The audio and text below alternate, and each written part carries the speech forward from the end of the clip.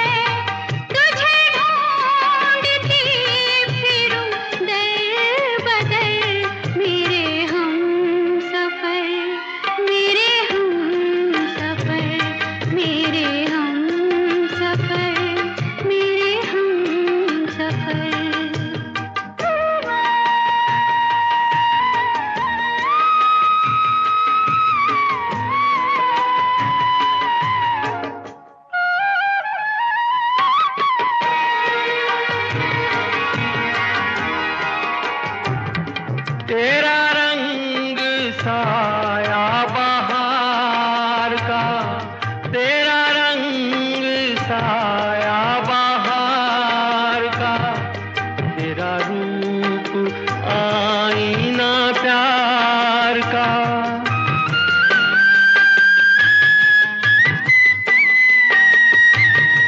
तुझे आ नजर में छुपा लूं मैं, तुझे लग न जाए कहीं नजर मेरे हम सफर मेरे हम सफर मेरे हम सफर मेरे हम सफर।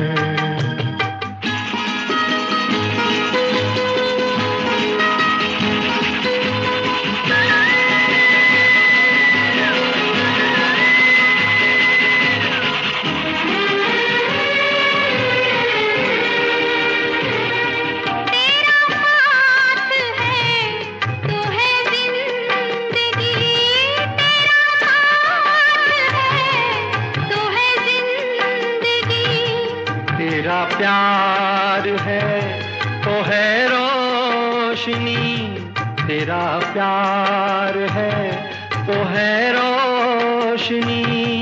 कहाँ दिन ये ढल जाए क्या पता, कहाँ रात हो जाए क्या खबर।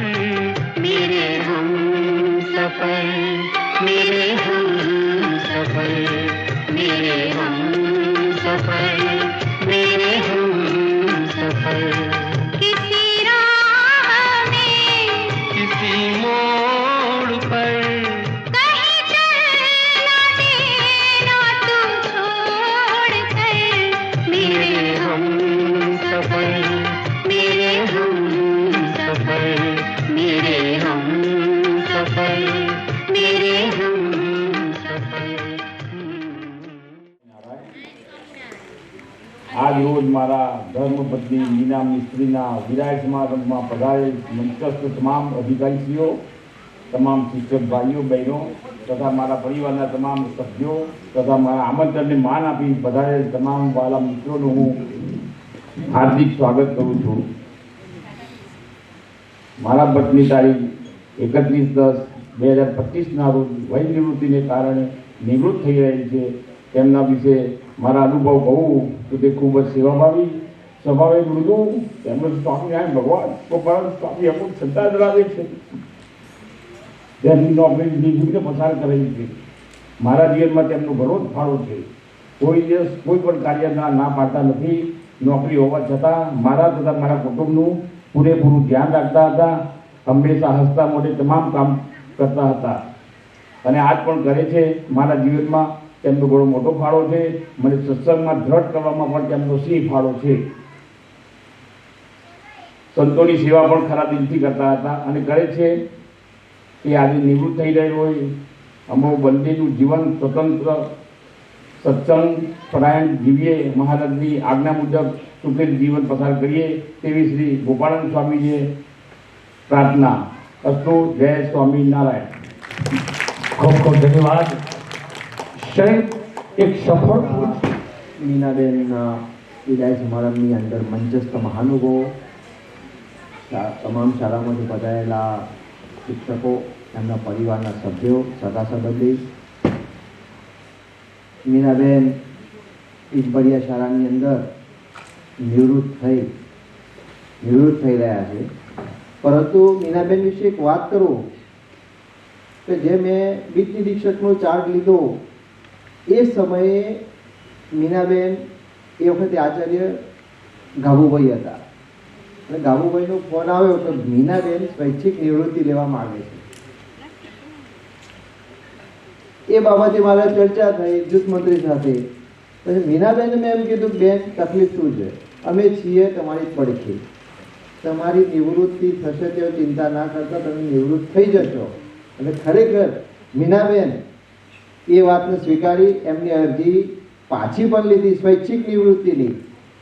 અને આચાર્યનો ચાર્જ આવ્યો ત્યારે પણ વિચાર કરતો હતો કે સાહેબ શું કરીશ.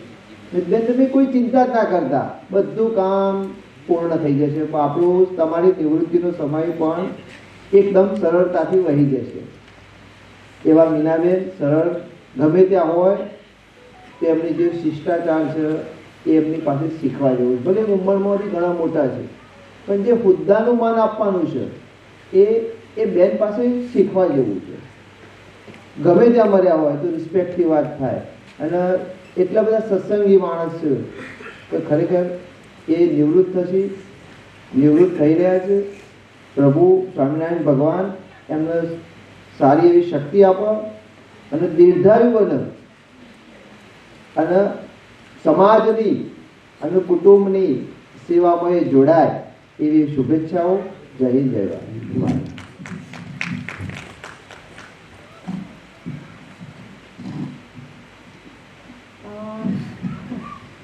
थोड़ी नर्वस करेगी.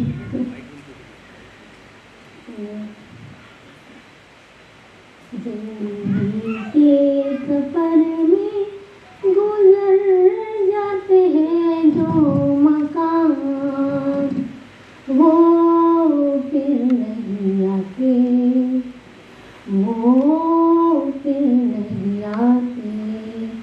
जिंदगी के सफर में गुजर जाते हैं जो मकान, वो फिर नहीं आते, वो फिर नहीं आते.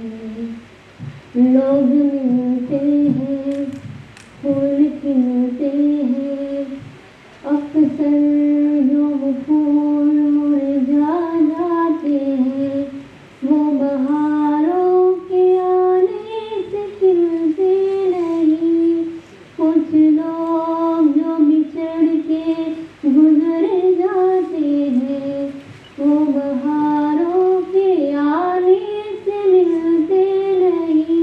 जिंदगी के सफर में गुजर जाते हैं जो मकान, वो फिर नहीं आते, वो फिर नहीं आते. આ તો ખાલી એક સોંગ હતું પણ કેવું છે, મમ્મી તું તારા શિક્ષકનું જે કહેવાય આખીની જે તારી જર્ની હતી બરાબર, 18 વર્ષની હતી અને એને જોબ ચાલુ કરી, શિક્ષકની જોબ એને મળી ગઈ. હું 1.5 મહિનાની હતી, મને કાનપુર લઈને રહેવા ગઈ હતી. પછી બંને મમ્મી પપ્પાનો બંનેનો ફાળો હોય પણ કેવું છે માં એ માં હોય બરાબર. કોઈ દિવસ મારી મમ્મીએ મને એવું નથી જણાવી દીધું કે એને છોકરો નથી એમ.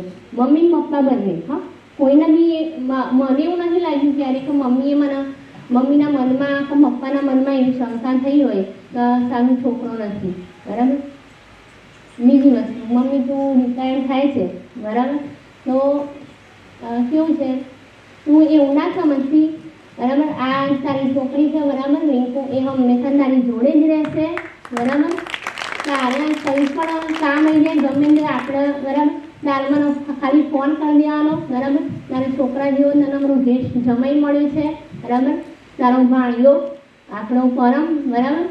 એટલે તારે એવું નહીં સમજવાનું. ઓનેસ્ટલી હું કહું ને, હું કશું તૈયાર કરીને એવું જે મનમાં જે આવે છે એ જ હું બોલું છું. કોઈ સ્પીચ તૈયાર નથી, એટલે મનમાં જે વાક્ય આવે છે એ બોલી રહી છું. અને બીજી વસ્તુ કે મમ્મી, હું તને થેન્ક યુ કહેવા માગું છું કે મારો જન્મ થયો ત્યાં સુધી લઈને મેં મારું પાલન પોષણ કર્યું, મમ્મી પપ્પા બંને, બરાબર? મારું પાલન પોષણ કર્યું, કોઈ પણ વસ્તુની મને કમી નથી થવા દીધી આજ સુધીમાં, બરાબર? એક ટાઈમ મને થોડું અવાજનો થોડો પ્રોબ્લેમ હતો. મમ્મી પપ્પાએ મારી સર્જરી બી કરાવી.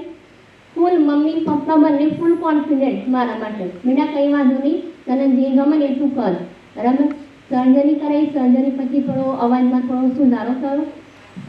પછી મળ્યા મારા જીવનસાથીમાંથી મૃગેશ મળ્યા મને, બરાબર? મૃગેશનો બી મને ફૂલ સપોર્ટ. કોઈ પણ બાબતને ક્યાંય બી જઈએ, કશું બી કરીએ તો મારા મમ્મી પપ્પા માટે પણ એ એટલું જ આગળ પણ કરે છે, બરાબર? આ ફંક્શન કર્યું, અરેન્જમેન્ટમાં બી એમનો પૂરો ફાળો હતો, બરાબર? એટલે મમ્મી, હું તને એટલું જ કહેવા માગું છું કે તે મને જન્મ આપ્યો. જન્મ આવ્યા પછી અત્યાર સુધી તે મારી જેટલી બી ત્યાં મારી ઈચ્છાઓ પૂરી કરી. અમુક તો મમ્મીને ખબર બી ના હોય તો ભાઈ મને ખબર બી ના હોય, મમ્મી મારા માટે ચંપલ લઈ દે, ડ્રેસ લઈ દે, સાડી લઈ દે, લે તું આ પહેરજે, લે તું આ પહેરજે, એમ. એવું સારું મારા સિવાય કોઈ ના કરે એમ. કોઈ બી વસ્તુ હોય ને, લે બેટા આ લઈ દેજે, આ પહેરી દેજે, આવું કરી દેજે. તો હજુ તો હું તો બજારે ના ગઈ હોઉં એટલે તો મારી મમ્મીએ મારા માટે લાવી દીધું હોય, બોલો, બરાબર? એટલે બસ ખાલી મમ્મી એટલું જ કહેવા માંગુ છું કે તારા જેવી મમ્મી ના મળે, કોઈને ના મળે, અને મારા પપ્પા જેવા પપ્પા બી કોઈને ના મળે, બરાબર? એટલે મમ્મી પપ્પા બંને તમને હું દિલથી થેન્ક યુ કહેવા માંગુ છું, બરાબર? બોલવામાં કંઈ ભૂલ થઈ હોય તો સોરી, ક્ષમા. Thank you so much. ખૂબ ખૂબ ધન્યવાદ हमारी हिमानी बहन ने। टूटा हुआ गुलाब है आप, हमारे अंदर जीवन में ज्ञान का दीपक है आप। हम बच्चे के नादान, पढ़ने में नहीं था जान, अपनी हमारी भूलों को करके माफ दे दिया विद्या का दान। अपनी अनमोल शिक्षा को खेल खेलने में हमें सिखाया, संस्कार का पाठ पढ़ाया, सही गलत का ज्ञान कराया, आत्मा में विश्वास जगाया, मंजिल तक पहुँचने का रास्ता दिखाया। आज आप छोड़ के जा रहे हो हमारे आंगन को, आपके जीवन में सुख रही, ये हमारे प्रभु से आस। जय श्री कृष्ण, जय श्री। ખૂબ ખૂબ ધન્યવાદ. ડૉક્ટર મુકેશ પંચાલ, અહીંયા ઉપસ્થિત દરેક મહાનુભાવોનો, મારા શિક્ષક મિત્રોનો અને બધાનું સ્વાગત કરું છું. અને બહુ વધારે નથી બોલતો, પણ અને હા, જમાઈ તરીકે નથી બોલતો, એમના છોકરા તરીકે જ બોલું છું કે આજે નિવૃત્તિ પછીનું મમ્મી પપ્પા બંનેનું જીવન એક દીર્ઘાયુ તરીકે સારું રહે, સ્વાસ્થ્ય સારું રહે અને એમનું ભક્તિવામાં એમનો પૂરેપૂરો ટાઈમ એ સમય આપી શકે. જય સ્વામિનારાયણ, જય શ્રી કૃષ્ણ. ખૂબ ખૂબ ધન્યવાદ. મહાનુભાવ, સારસ્વત બંધુ, આજના મીનાબેન શંકરલાલ મિસ્ત્રીના નિવૃત્તિ સન્માન સમારોહ સંદર્ભે વાત કરું તો સરસ મજાના વાક્યો છે કે ભાઈ, અપૂર્વ દૈદીપ્યમાન ચેતનાના તાર રણજણે, અપૂર્વ દૈદીપ્યમાન ચેતનાના તાર રણજણે, હું શોધવા એને ને સામું સ્વપ્ન મરે, હું શોધવા એને ને સામું સ્વપ્ન મરે, ને જો ઉગારું અંતરની આંખો, ને જો ઉગારું અંતરની આંખો, તો મને સામે મીનાબેન જેવું વ્યક્તિત્વ મળે. મિત્રો, મીનાબેન એટલે આધ્યાત્મ અને મૃદુ સ્વભાવની મૂર્તિ.